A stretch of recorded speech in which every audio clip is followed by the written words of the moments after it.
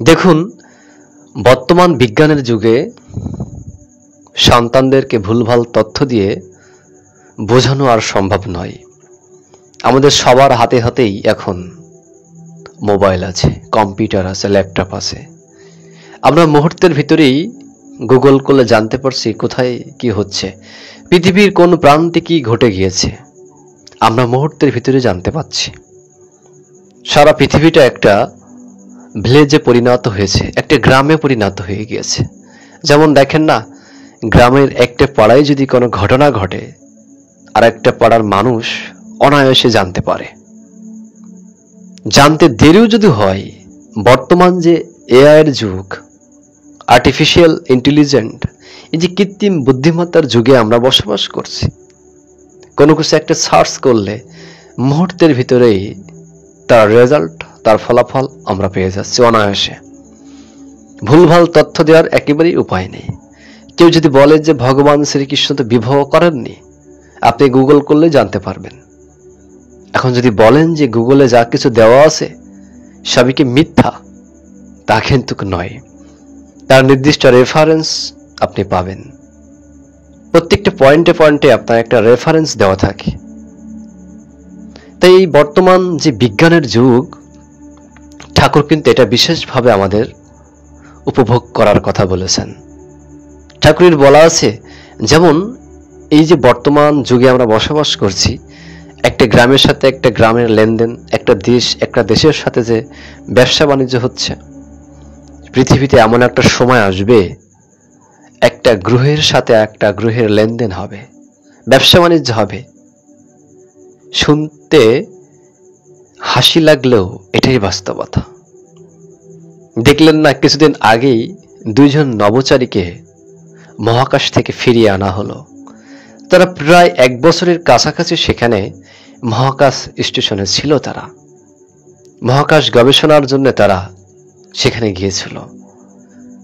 তাদের সে যান্ত্রিক ত্রুটির কারণে পৃথিবীতে তাদের আর ফেরা হয়নি। তাদেরকে আবার ফিরিয়ে আনা সম্ভব হয়েছে কিভাবে দেখেন। এই পৃথিবীটা প্রত্যেকটা সেকেন্ড, প্রত্যেকটা ন্যানো সেকেন্ড আপডেট হচ্ছে। সেই প্রত্যেকটা ন্যানো সেকেন্ডের সঙ্গে সঙ্গে যদি আমরা নিজেদেরকে আপডেট না করি, তাহলে কিন্তু পিছিয়ে থাকতে হবে। যুগের সঙ্গে তাল মিলিয়ে যেতে হবে। এই যুগের সঙ্গে তাল মেলানোর জন্যেই, যুগোপযোগী সিদ্ধান্তর জন্যই তিনি কখনো রাম, কখনো কৃষ্ণ, কখনো বুদ্ধ, কখনো যিশু, কখনো মোহাম্মদ শ্রী চৈতন্য রসুল, কখনো বা রামকৃষ্ণ ঠাকুর, শ্রী চৈতন্যদেব, সর্বশেষ শ্রী ঠাকুর অনুকূলচরণ রূপে এনারা আবির্ভূত হন। একই সত্তা, তারা বারে বারে আমাদের মাঝে আসেন। তাই দেখেন, এই বিজ্ঞান, ধর্ম is the science of being and becoming. ধর্ম হচ্ছে দুইটা জিনিস, একটা হচ্ছে বিইং বা একটা হচ্ছে বিকামিং, বাঁচা এবং বাড়া। জীবনে তো এই যে বাঁচা, বেঁচে থাকা, সঠিকভাবে আমরা বেঁচে থাকতে পারছি। আজকে দেখেন সারা পৃথিবীতে একটা দেশ আর একটা দেশের সঙ্গে যুদ্ধে আমরা লিপ্ত হয়ে আছি। খুব বেশি একটা ভালো সম্পর্ক কারোর সঙ্গে কিন্তু কারোর নেই। যে কোনো মুহূর্তে আমার ভয়, আমার বিশ্বাস নেই। আমার প্রতিবেশী দেশের উপর আমার বিশ্বাস নেই। যে কোনো মুহূর্তের ভিতরেই আমায় অ্যাটাক করতে পারে। তার জন্য আমি কি করছি? অস্ত্র মজুত করছি, পারমাণবিক বোমা মজুত করছি। পৃথিবীটা কতটা ক্ষতির সম্মুখীনের সামনে আমরা দাঁড় করিয়ে দিয়েছি, যেটা আমাদের ভাববার সময় এসে গিয়েছে। তাই দেখেন, এই জায়গা থেকে যদি বেরিয়ে আসতে চাই, প্রত্যেকটা মানুষের জীবনে ধর্মের কোনো বিকল্প নেই। প্রত্যেকটা মানুষ প্রতিনিয়ত চেষ্টা করছে যে কিভাবে আমি ভালোভাবে বাঁচব। দেখেন তো, ভালোভাবে বাঁচতে পারছি? এই যে বর্তমান যে সমসাময়িক ঘটনা, ইউক্রেন রাশিয়া যুদ্ধ, আমিও যে কখন যে কোনো মুহূর্তে অ্যাটাক হতে পারি, আমার কি নিশ্চয়তা আছে? নেই। কেন নেই? দেখেন, বন্য যে পশু পাখি, তাদেরকে নিয়ন্ত্রণ করার জন্য কিন্তু এত অস্ত্র শস্ত্র মজুত করা হয় না, তৈরি করা হয় না। এই যত বোমা, যত বারুদ, যত গোলা, এই সব কিছুই তৈরি হচ্ছে কার জন্য? আমার আপনার জন্য তৈরি হচ্ছে। তাহলে চিন্তা করেন যে পৃথিবীতে মানুষে জন্মগ্রহণ করেও সেই মনুষ্যত্ব স্বাদ তারা পাচ্ছে না। একে অপরের প্রতি বিশ্বাস নেই, তাই আমরা এক একটা দেশ, এই পৃথিবী দেখবেন সবচেয়ে শক্তিশালী দেশ বলা হয় কোন দেশকে? আমেরিকাকে বলা হয়, রাশিয়াকে বলা হয়, চীনকে বলা হয়, ইন্ডিয়াকে বলা হয় শক্তিশালী ক্ষমতাধর দেশ। যদি বলা হয় পৃথিবীর সবচাইতে উন্নত দেশ কোনগুলো, একবারই এক বাক্যে চলে আসবে। কোনগুলো আসবে? Norway, Japan, New Zealand. এটা শান্তির দেশ, এরা বিজ্ঞানকে বেশি ভালোবাসে, এরা এই অস্ত্রশস্ত্র নিয়ে খুব বেশি একটা লম্পঝম্প করে না, এদেরকে বলা হয় উন্নত দেশ। তা আজকের সারা পৃথিবীর যে ভয়াবহ অবস্থা, এর থেকে বেরিয়ে আসার জন্য আমাদের চাই শান্তির বার্তা। সেই আজকে বাঁচতে পারছি না। দেখেন কি একটা অবস্থা, ইসরায়েল যেভাবে গাজাকে আক্রমণ করেছে, মুহূর্তের ভিতরে হাজার হাজার শিশু মারা যাচ্ছে। এই যে একে অপরের প্রতি যে আঘাত, প্রতিহিংসা, এগুলো কেন হচ্ছে? ভালোবাসার অভাবের কারণে কিন্তু এগুলো হচ্ছে। আমাদের সম্পৃক্ততা, ভালোবাসাটা নেই। আমরা চাই যুদ্ধ, শান্তি আমরা চাচ্ছি না। তাহলে আমার বেঁচে থাকার অধিকারটা কোথায়? আমার যে 4 লক্ষবার মানব জন্ম, বড় স্বাদের জন্ম, ভাগ্য যোগা মেরা আদিকা মিলে সদ্গুরু হয়, আমার আদি ভাগ্য জাগরিত হয়েছে, তাই সদ্গুরু পেয়েছি। সদ্গুরু পাওয়াও তো একটা ভাগ্যের ব্যাপার। সেই ভাগ্যটা আমরা সঠিকভাবে ব্যবহার করতে পারছি না। আমরা একে অপরের প্রতি হিংসা, বিদ্বেষ ছড়িয়ে যাচ্ছে প্রতিনিয়ত। তাই বর্তমান বিজ্ঞানের যুগে আপনাকে বিজ্ঞানের সাথে নিজেকে মানিয়ে নিতে হবে। দেখবেন একটা সময় আমাদের মনীষী বিন্দুরা ছিল, এখনো কম বেশি হয়তো বা আছে। এনাদের যে বুদ্ধিমত্তা, এনাদের যে তীক্ষ্ণ দূরদৃষ্টি সম্পন্নতা, সেটা কিন্তু আমাদের সমাজ ব্যবস্থার জন্য আধুনিকায়ন এনে দিয়েছে। এখন যদি বলা হয় যে ধর্ম আগে না বিজ্ঞান আগে, আমরা অনেকেই চিন্তা করতে পারি যে ধর্ম আগে না বিজ্ঞান আগে। দেখুন, ধর্ম সৃষ্টি হয়েছে, ধর্ম কিন্তু ছিল, এবং বিজ্ঞান তার একটা মাত্র বাস্তব রূপ। ধর্মের প্রয়োজনেই কিন্তু বিজ্ঞানের সৃষ্টি, বিজ্ঞানের প্রয়োজনে কিন্তু ধর্ম নয়। এই পৃথিবীতে সবকিছু সৃষ্টি হয়েছে বিজ্ঞানের কারণে। তাই আজকের বর্তমান যারা আধুনিক, যারা তরুণ, তাদেরকে যদি আমরা সঠিকভাবে শিক্ষা দিতে চাই, বিজ্ঞানের ছোঁয়া তাদের মাঝে ছড়িয়ে দিতে হবে। ভুলভাল তথ্য দেওয়ার একেবারেই উপায় নেই। আমরা যদি বলি ভগবান আর আসেন না, ভগবান জীবনে একবার এসেছেন, আপনি গুগল করবেন, আরো অন্যান্য যে মিডিয়া, অন্যান্য যে এআই প্রযুক্তি আছে, সেগুলো ব্যবহার করবেন, আপনি অনায়াসে সঠিক তথ্যগুলো পেয়ে যাচ্ছেন। বিভ্রান্তি হওয়ার একেবারেই উপায় নেই। তাই বর্তমান যারা তরুণ প্রজন্ম, এদেরকে কিন্তু ভুলভাল তথ্য দিয়ে ধর্মের পথে আনা যাবে না। একটা বাল্ব কিভাবে জ্বলে, একটা এসি কিভাবে চলে, একটা ফ্রিজ কিভাবে চলে, মাথার উপরে একটা ফ্যান কিভাবে চলে, এরোপ্লেন কিভাবে আকাশে ওড়ে, তাদেরকে যদি এই বিজ্ঞানসম্মত ধর্ম যদি শিক্ষা আমরা না দিতে পারি, তাহলে তারা আমাদের কাছে কোনো কথাই শুনবে না। আমরা ম্যাক্সিমাম করি কি, বিভিন্ন পৌরাণিক কাহিনী, 5000 10,000 বছর আগের ঘটনাগুলো আমরা বেশি বেশি বলার চেষ্টা করি, এটা আমরা বলবো। কিন্তু হ্যাঁ, বর্তমান যে বিজ্ঞানের যে সম্পৃক্ততা, তারা যে জিনিসটা যেভাবে বুঝতে সহজ হয়, তাদেরকে আগে সেইভাবে বোঝানোর চেষ্টা করতে হবে। তারপরে আপনি মাঝে মধ্যে বলেন ভগবান শ্রীকৃষ্ণের যে 5000 5,500 বছর আগের যে কুরুক্ষেত্রে যুদ্ধ হয়েছিল, শুধু যুদ্ধ কেন হয়েছিল, শুধু আমরা যদি যুদ্ধের ঘটনায় যদি বর্ণনা করি, এই যুদ্ধটা কেন হয়েছিল বা এই যুদ্ধের ভবিষ্যৎ কি হয়েছিল, এটা যদি আমরা না ব্যক্ত করি, না প্রকাশ করি, তাহলে কিন্তু পুরোটাই ব্যর্থ হয়ে যাবে। প্রত্যেকটা বিষয়ের জন্য এক একটা একটা ব্যাপার থাকে, সেটা কিন্তু আমার আপনার মাথায় রাখতে হবে। তাই এই বর্তমান তরুণ প্রজন্মকে যদি ভালোবেসে সদ্ভাবে যদি এদেরকে বিজ্ঞানের ছোঁয়ার মধ্য দিয়ে ভগবানের পথে আনা যায়, তাহলে কিন্তু সবচাইতে বেশি ভালো হয়। একটাকেই নানা প্রকারে একরকম অনুভব। শ্রী শ্রী ঠাকুর সত্যানুসরণের ভিতর তার এই কথাগুলো আছে যে মত বহু হতে পারে, এমনকি যত মানুষ তত মত হতে পারে। হিন্দু ধর্ম, খ্রিস্ট ধর্ম, বৌদ্ধ ধর্ম ইত্যাদি কথা আমার মতে ভুল, বরং ও সবগুলি মত। কোনো মতের সঙ্গে কোনো মতের প্রকৃতপক্ষে কোনো বিরোধ নেই।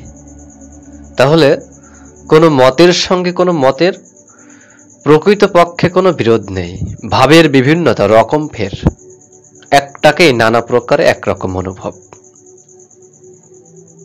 এই বিশ্ব ব্রহ্মাণ্ডের মালিক যিনি সৃষ্টিকর্তা, তিনি তো একজন।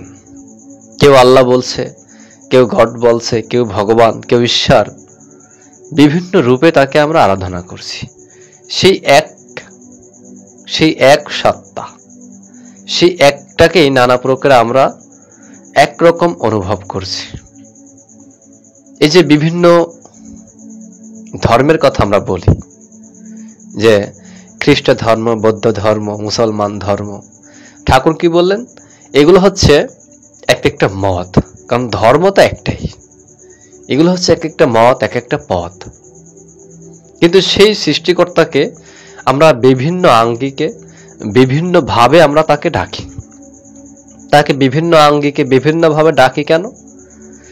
দেখুন, যুগের পরিপ্রেক্ষিতে ভগবানকে বিভিন্ন রূপে আসতে হয়। প্রথমে কে এসেছিল? ভগবান রামচন্দ্র, নররূপী নারায়ণ, অর্থাৎ মানুষের রূপ ধারণ করে। যখন সর্বপ্রথম ভগবান রামচন্দ্র নারায়ণ রূপে অর্থাৎ মানুষ রূপে পৃথিবীর বুকে আসলো, ওই সময় একটা মত, একটা পথের সৃষ্টি হলো। তারপরে কে আসলো? ভগবান শ্রীকৃষ্ণ, বৌদ্ধ, যিশু, মোহাম্মদ, শ্রী চৈতন্য, রামকৃষ্ণ, শ্রী শ্রী ঠাকুর অনুকূলচন্দ্র। এই যে একই ভগবান ভিন্ন ভিন্ন রূপে আমাদের মাঝে যখন আসে, তখনই কিন্তু বিভিন্ন মত পথের সৃষ্টি হয়। এবং তিনি যখনই যে ধর্মের ভিতরেই আসুক না কেন, যেমন শ্রী শ্রী ঠাকুর অনুকূলচন্দ্র এই যুগে তিনি আর্য সনাতন ধর্মের ভিতরে আসলো। তাহলে লাভ কি শুধু সনাতন ধর্মের মানুষেরই? তা কিন্তু নয়। হিন্দু, বৌদ্ধ, খ্রিস্টান, পৃথিবীতে যত মতপথ আছে, যত ধর্ম আছে, যদিও ঠাকুর বলছেন যে এগুলো হচ্ছে এক একটা মতপথ, প্রত্যেকটা মতপথেরই উপকার হয়, প্রত্যেকটা মতপথেরই জন্য তিনি আসেন। তাই একটাকেই নানা প্রকার একরকম অনুভব। সে আদি সত্তা, সেই একটাকেই বিভিন্ন রূপে, বিভিন্ন নামে আমরা তাকে অভিহিত করছি। কেউ আল্লাহ বলছি, কেউ ভগবান বলছি, কেউ ঈশ্বর বলছি, কেউ গড বলছি, কেউ আমরা যিশু বলছি। এই যে বিভিন্ন রূপে তাকে আমরা ভজনা করছি, এটা কিন্তু দোষের নয়। আমাদের গন্তব্য যদি এক কেন্দ্রিক থাকে, এক জায়গায় যদি আমরা যেতে চাই, ধরুন আমরা সবাই ঢাকার শহরের উদ্দেশ্যে রওনা দিব। বিভিন্ন প্রান্ত থেকে, কেউ চিটাগাং, কেউ খুলনা, কেউ বরিশাল, কেউ যশোর, বা দেশের যে কোনো জায়গা থেকে হোক না কেন, সবার উদ্দেশ্য যদি ঢাকা কেন্দ্রিক থাকে, তাহলে কিন্তু সেই একটাকে নানা প্রকারে একরকম অনুভব। অনুভব কিন্তু একটাই। ধর্ম হচ্ছে অনুভূতির উপর। জীবনকে যেভাবে বলে দেবে, নিশ্চয়ই তেমনতর জীবন লাভ করবে। একটা চাইতে গিয়ে 10টা চেয়ে বসো না। ঠাকুরের কথা যে তুমি একটা চাইতে গিয়ে 10টা চেয়ে বসো না। আমরা যদি প্রকৃতপক্ষে সঠিকভাবে ওই সেই এককেই চাইতে পারি, আমার 10টা চাওয়া এমনিতেই হয়ে যায়। কারণ তিনি হচ্ছেন অল ইন অন, ওই সেই একের ভেতরেই সব থাকেন। তিনি কখনো রাম, কখনো কৃষ্ণ, কখনো বৌদ্ধ, কখনো যিশু ইত্যাদি ইত্যাদি রূপে আমাদের মাঝে আবির্ভূত হন। যদি প্রকৃতপক্ষে আমরা ভাবি বা চিন্তা করি, সেই এককেই আমরা অনুভব করি, একটু ভিন্ন ভিন্ন রূপে। এই ভিন্ন ভিন্ন রূপ তার নিতে হয়, এই ভিন্ন ভিন্ন রূপে তাকে আসতে হয় কেন? আমাদের কারণে আসতে হয়।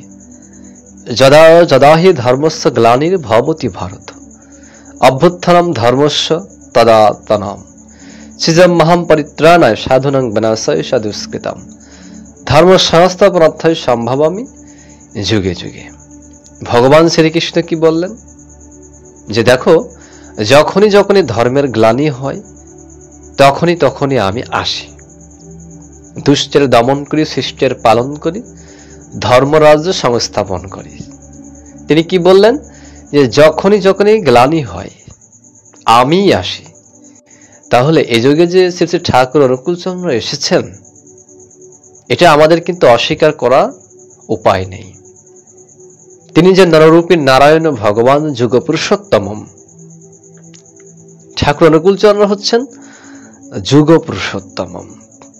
দেখেন, এই যুগের যত সমস্যা, যত প্রবলেমের ভিতরে আমরা আছি, সব সমস্যার সমাধান কিন্তু ওই তিনি। প্রত্যেকটার সমাধান কিন্তু তিনি দিয়ে গিয়েছেন, শুধু ক্ষণেকের জন্য নয়, আগামী 10,000 বছরের জন্য। তিনি কি বললেন? যে আমি তোমাদেরকে যা দিয়ে গেলাম, যদি ঠিকঠাক ভাবে করতে পারো, আগামী 10,000 বছরের ভিতর আমাকে আর আসতে হবে না। এখন যদি তার বিধান যদি আমরা না মানি, না করি, তাহলে তো আবার আসতে হবে। আর যখনই তিনি আবার আসবেন, আবার তাকে গ্রহণ করতে হবে। ঠাকুরকে যারা গ্রহণ করেছিল তৎকালীন ভক্তরা, যেমন প্রফুল্লদা কিন্তু রামকৃষ্ণ ঠাকুরের ভক্ত ছিল। তিনি ঠাকুর অনুকূলচন্দ্রের ভেতরে রামকৃষ্ণকে খুঁজে পেয়েছিল। তিনি কিন্তু তাকে ধরেছিল। সতীশচন্দ্র গোস্বামী, তিনি মহাপ্রভুর সেই মতের দীক্ষায় দীক্ষিত ছিল। তিনি কি করলেন? ঠাকুর অনুকূলচন্দ্রকে গ্রহণ করলেন, এবং সে যে 10,000 শিষ্যকে তিনি বৈষ্ণব মন্ত্রে দীক্ষিত করেছিল, ঠাকুরের অনুমতি নিয়ে আবার সেই 10,000 মানুষকে সৎ নামে, শ্রী শ্রী ঠাকুর অনুকূলচন্দ্রের নামে দীক্ষিত করলেন। কেন করলেন? কারণ তিনি জানতেন যে ইনি হচ্ছেন যুগ অবতার। গুরু কখনো ত্যাগ হয় না, গুরু যোগ হয়। আমি যদি প্রাইমারি শিক্ষা শেষ করে যদি হাই স্কুলে উঠি, আমার প্রাইমারির শিক্ষকরা কখনো কিন্তু অখুশি হবে না, তারা খুশি হবেন। যদি আমি ফেল করি, তাহলে কিন্তু তারা অখুশি হবে। আবার সেই প্রাইমারিতে আমাকে থেকে যেতে হয়। যখন আমি হাই স্কুল পাশ করে যখন কলেজে উঠি, হাই স্কুলের শিক্ষকরাও কিন্তু অখুশি হন না। কলেজের শিক্ষকরা ঠিক একই অবস্থা। উচ্চতর ডিগ্রি, উচ্চতর সাধন ভোজনের জন্য গুরু যোগ হয়, গুরু কখনোই ত্যাগ হয় না। তাই শ্রী শ্রী ঠাকুর অনুকূলচন্দ্র হচ্ছেন এ যুগের যুগ পুরুষোত্তম। তাকে যদি আমরা সঠিক প্রক্রিয়ার মধ্য দিয়ে ধরতে পারি, তাহলেই মানব জীবনের প্রকৃত অর্থ আমরা খুঁজে পাই। সেই একটাকেই নানা প্রকারে একরকম অনুভব। কারণ ধর্ম তো এক, হিন্দু ধর্ম, মুসলমান ধর্ম, খ্রিস্ট ধর্ম, বৌদ্ধ ধর্ম ইত্যাদি কথা আমার মতে ভুল। ঠাকুরের কথা যে আমার মতে ভুল, বরং এই সবগুলি মত, কোনো মতের সঙ্গে কোনো মতের প্রকৃতপক্ষে বিরোধ নেই। ভাবের বিভিন্নতা, রকম ফের, ওই একটাকেই নানা প্রকারে একরকম অনুভব। তুমি তার ইচ্ছাধীন হও, তোমার ইচ্ছাধীন তাকে করিতে চেষ্টা করিও না, কারণ তোমার নিকট তিনি সুন্দর। শ্রী শ্রী ঠাকুর অনুকূলচন্দ্রের বাণী। তিনি কি বললেন? যে তুমি তার ইচ্ছাধীন হও, তোমার ইচ্ছাধীন তাকে করিতে চেষ্টা করিও না। যে তুমি তার ইচ্ছাধীন বলতে কি? তুমি বলতে এখানে আমি, যে আমি সবসময় তার ইচ্ছাধীন হব। আমি কখনোই যেন আমার ইচ্ছাধীন তাকে করিতে চেষ্টা না করি। যেমন আমরা মাঝে মধ্যে বলি যে এখন বৃষ্টি না হলেই ভালো হতো, এখন এতটা গরম না পড়লে ভালো হতো। একটা অনুষ্ঠান চলছে, তার মাঝে বৃষ্টি আরম্ভ হয়ে গেল। তাহলে দেখেন প্রকৃতির যে বিধান, আমি কি করলাম? আমার ইচ্ছাধীন তাকে করিতে চেষ্টা করলাম। এটা কখনোই করা উচিত নয়, কারণ আমার নিকট তিনিই কিন্তু সুন্দর। এটা কিন্তু আমার মাথায় রাখতে হবে। তিনি হচ্ছেন ভগবান, তিনি হচ্ছে জগৎ পিতা, জগৎ স্বামী। ভুলেও যেন আমরা যেন আমাদের এই চাওয়া পাওয়ার জায়গাটা এইভাবে না রাখি। আমরা কথায় কথায় বলি ছেলের চাকরিটা কেন হলো না, মেয়ের বিবাহটা কেন হচ্ছে না, মানে যত রকম সমস্যা আমরা তার সঙ্গে চুক্তিবদ্ধ হই। আমরা বলি যে ছেলের চাকরিটা যদি হয়ে যায়, তাহলে ঠাকুর ধুমধাম করে একটা অনুষ্ঠান আমি তোমার নামে দিয়ে দেব। আমরা কতটা নিকৃষ্ট পর্যায়ে চলে গিয়েছি যে আমি সবসময় আমার ইচ্ছাধীন তাকে করিতে চেষ্টা করছি। তাই কখনো হয়? এই পৃথিবীর, এই বিশ্ব ব্রহ্মাণ্ডের মালিক হচ্ছেন তিনি। সবসময় তার ইচ্ছাধীন আমাকে হতে হবে। মা নিজের হাতে ছেলেপেলেদের যত্ন করে বলে ছেলের উপর অশ্রদ্ধা আসে না, তাই অত ভালোবাসা। তা গুরুর সেবা শুশ্রূষা সবসময় নিজের হাতে করতে হয়, ওটা কিন্তু চাকর বাকর দিয়ে হয় না। আমাদেরকে সবসময় খেয়াল রাখতে হবে ভগবান যেন আমার মাঝে, আমার হৃদয়ে থাকে। আমি তাকে কখনোই যেন তার সঙ্গে চুক্তিবদ্ধ না হই যে আমার মেয়ের বিবাহ হলো বা বিয়ে হলে আমি এই কাজটা বা এই মানসাটা, এই মানত আমি করছি, আমি অমুক জায়গায় এই কাজটা করে দেব। এই যে বিভিন্ন মানসা করি বা মানত করি, যাই বলি না কেন, এগুলো কিন্তু একেবারেই ঠিক নয়। কারণ এটা কিন্তু চুক্তিবদ্ধ সম্পর্ক, চাওয়া পাওয়ার সম্পর্ক, যে তুমি আমাকে কিছু একটা দাও, তার বিনিময়ে তোমাকে কিছু একটা আমি দিতে চাই। তাই কখনো হয় না। এটা আমরা এই জায়গা থেকে যেন আমরা বেরিয়ে আসতে পারি। কারণ ভগবান হচ্ছেন সে এক এবং অদ্বিতীয়। তিনি জগৎ, এই বিশ্ব ব্রহ্মাণ্ডের সমস্ত অস্তিত্ব, সমস্ত সত্তার ভিতরেই তিনি বিরাজমান, তিনি বিরাজ করছেন। তার কাছে আপনি কি চাইবেন? আমি কি চাইতে পারি? কারণ আমার অস্তিত্বই তো তিনি, সে তার থেকেই, তার হতেই তো আমি এসেছি এই পৃথিবীতে। তাহলে নতুন করে আমার আর কি চাওয়ার আসে? তাই তুমি তার ইচ্ছাধীন হও।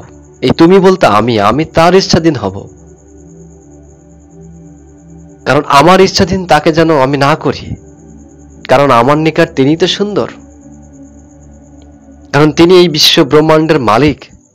এটাই তো স্বাভাবিক বিষয়। এই জায়গাটা কিন্তু আমরা একেবারেই ভুল করি। সবসময় আমরা ভগবানকে কন্টাক্টের মাধ্যমে, সবসময় চুক্তির মাধ্যমে তাকে ভালোবাসি। নিঃস্বার্থভাবে যদি ভগবানকে ভালোবাসা যায়, আমার কিছুই চাইতে হবে না। আমার কোথায় কোথায় অভাব আছে তিনি জানেন তো, তিনি এক এক করে পূরণ করে দেবেন। একটা চাইতে গিয়ে 10টা চেয়ে বসো না, একেরই যাতে চরম হয় তাই করো। তাহলে কি আমরা কি করি? আমরা চাইতেও এসেছি একটা, সেই এককেই চাইতে এসেছি, সেই এককেই চাইতে এসে আমরা 10টা চেয়ে বসেছি। আজকে এটা চাই, কালকে ওটা চাই, পরশু ওটা চাই, ইত্যাদি ইত্যাদি। কিন্তু দিন শেষে দেখা যায় এগুলো একেবারেই ঠিক নয়। যদি এককেই চাওয়া যায়, সেই মালিককে যদি জীবনে চাইতে পারি, মালিকের কাছেই তো সবকিছু আছে, তিনি সবকিছু থরে থরে সাজিয়ে দিয়েছেন। কি চাই সবই কিন্তু তিনি দিতে পারেন, আমরা চাইতে জানি না, তাই আমরা সেইভাবে কিন্তু পাই না। তাই এই বাণীটা, ঠাকুরের যে বাণী, সত্যানুসরণের বাণী, এটা আমাদেরকে মাথায় রাখতে হবে যে তুমি তার ইচ্ছাধীন হও, তোমার ইচ্ছাধীন তাকে করিতে চেষ্টা করিও না। কারণ কি? তোমার নিকট তিনিই সুন্দর।